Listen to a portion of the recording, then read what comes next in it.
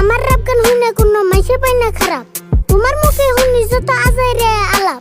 যে বয়সে আমি করি র‍্যাপ গান আর হিপ হপ, সেই বয়সে তুমি চাচা বয়ে খাইছো ললিপপ।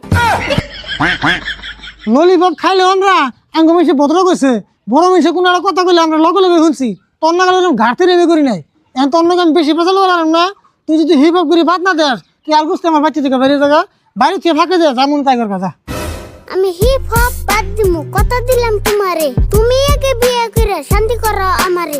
আমার কথা রাখলে তুমি তোমার কথাও রাখো, সবকিছু বাদ দিয়ে আগের মতোই থাকো। ওই তুই তোর মানে আমার কি বুঝি পারছাস? আমি বিয়ে করলে শুধু র্যাপ গান হিপ হপ বাদ দিবি, তাছাড়া বাদ দিবি না?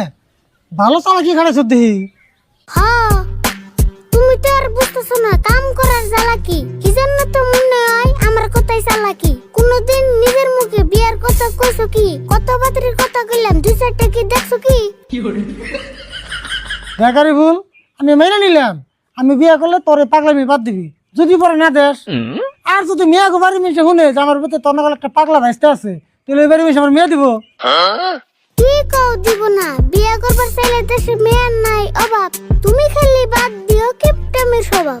তুমি খালি একবার বিয়ার নিগা রাজি, এখনই এনে দিমু মেয়ে হইতে কাজী। বাপরে বাপ, এনে এনে দিবি? যে হিসেবে কথা হত না জানি তুই আগে পরে 10-12টা বিয়ার ঘটকালি করছ।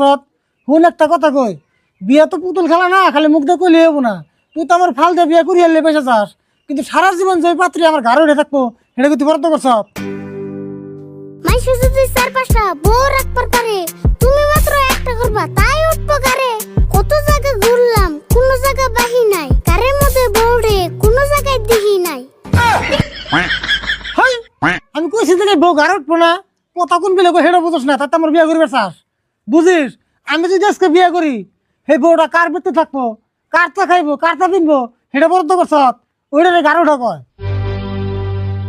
ও, তোমার মধ্যে মাইশের মেয়ে থাকার না বোনা খায়। তোমার বাপের কাছে জিগাইও দাদি থাকছে কি খায়। দুনিয়ার নিয়ম যদি একটু কম মানো, শরম থাকতে মাইশের মেয়ে বাইতে একটা আনো। বাপরে বাপ, তুই আমার বাপ না তো রেগে রেগে। ওই তুই যে ভালো করে শুনে থাকা, আঙ্গ মা যেমন করে সংসার করছে এমন করে মেয়েরা পারবো রে? আঙ্গ মা একটা কাপড় নিছে ঈদের মধ্যে, সেই কাপড়টা সারা বছর চলছে। 100 গ্রাম তেল দিয়া 1 মাস রানছে।